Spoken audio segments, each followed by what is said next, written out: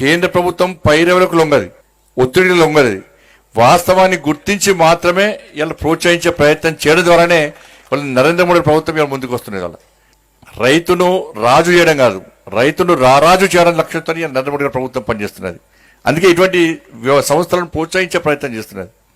అందుకే 2021లోనే ఇలా నరేంద్ర మోడీ గారి ప్రభుత్వం ఇవాళ మిల్క్ ప్రాసెసింగ్ యూనిట్కు ఇలా అప్పుడు ఆర్థికంగా సహాయం చేసే ప్రయత్నం చేసింది. దాని ద్వారా 3 లక్షల లీటర్ల మిల్క్ ప్రాసెస్ యూనిట్ మనకు సహకరించాం. మనం ఈరోజు మళ్ళా దాదాపు 90,70,00,000 రూపాయలతోని 90,70,00,000 రూపాయల యొక్క ఆర్థిక రుణంతో సహాయంతో ఈరోజు 1,50,000 లీటర్ల యొక్క ఆటోమేటిక్ కర్డ్ యూనిట్ ప్లాంట్ యూనిట్ను కూడా ఇలా సహకరించడానికి కేంద్ర ప్రభుత్వం సహకారం చేసిందంటే ఇవాళ ఈ సంస్థ పట్ల నరేంద్ర మోడీ గారికి కేంద్ర ప్రభుత్వానికి అన్ని రకాల నివేదికలు ఉండి ఇలా రైతులను యువతను అన్ని రకాల ప్రజలను ప్రోత్సహిస్తున్న ఒక ఆలోచన ఉంది కాబట్టే ఈరోజు కేంద్ర ప్రభుత్వం ఇలా కరీంనగర్ డైరీని ఈ విధంగా ఆదుకునే ప్రయత్నం చేస్తుంది, అన్ని విధాలా ప్రోత్సహించే ప్రయత్నం చేస్తున్నది.